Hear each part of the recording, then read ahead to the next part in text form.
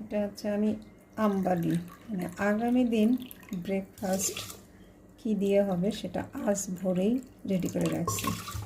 এটা সকাল 6টায় ভিজিয়ে রাখা, সন্ধ্যা 6টায় রান্না করা, পরের দিন সন্ধ্যা 6টায় প্রস্তুত। কথা বলতে বলতে ভুলে গেলাম। 4, 5, 6, 7, 8, 9,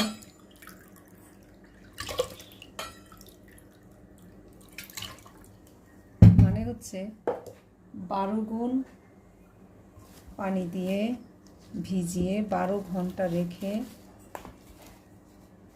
আবার 12 ঘন্টা পর খাওয়া যাবে, প্রস্তুত হবে এই আমবালি। তো যে খাবারটা একটু কষ্ট করে বানাতে হয় সেটা কিন্তু আমাদের শরীরের জন্য বেশি ভালো, বা বেশি সময় নিয়ে যেটা করা হয়।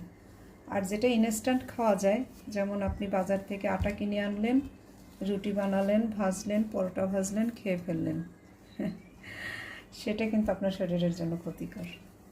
আর এই যে আমবালি আজকে 6টা থেকে কার্যক্রম, সকাল 6টা থেকে শুরু করলাম আগামীকাল খাওয়ার জন্য। কত বড় লম্বা প্রসেস! এটা আপনার শরীরের জন্য ভালো, এবং শরীরের যে ব্যাকটেরিয়া ওরা খুব খুশি হবে এই খাবারটা পেলে।